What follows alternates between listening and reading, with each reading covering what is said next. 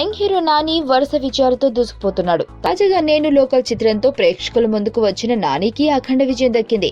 Nani career లోనే అత్యధిక వసూళ్లు సాధిస్తున్న సినిమాగా ఈ సినిమా నిలుస్తుంది. తెలుగు రాష్ట్రాలతో పాటు ఓవర్సీస్ లో కూడా ఈ సినిమా దుమ్ము రేపుతూనే ఉంది. ఇప్పటికే ఈ సినిమా మిలియన్ మార్క్ ను క్రాస్ చేసి అదరగొట్టింది. ఈ చిత్రంతో ఓవర్సీస్ లో మిలియన్ మార్క్ సాధించిన నానికి అరుదైన రికార్డు సొంతమైంది. ఆ రికార్డును పవన్ తో కలిసి నాని షేర్ చేసుకుంటున్నాడు. ఓవర్సీస్ లో ఇప్పటి వరకు మిలియన్ మార్క్ ను సాధించిన హీరోలను వేళ్లపై లెక్కించవచ్చు.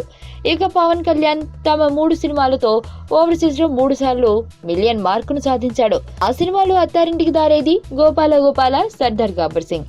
ఈ 3 సినిమాలు పవన్ కెరియర్ లో ఓవర్సీస్ లో బాగా ఆడిన చిత్రాలుగా నిలిచాయి. ఇక ఇప్పుడు నాని కూడా తన 3 సినిమాలతో ఓవర్సీస్ లో మిలియన్ మార్కులు సాధించాడు. నాని నటించిన ఈగ, భలే భలే మగాడుబోయ్ మరియు నేను లోకల్ చిత్రాలు ఓవర్సీస్ లో $1 మిలియన్ వసూలు చేయగలిగింది.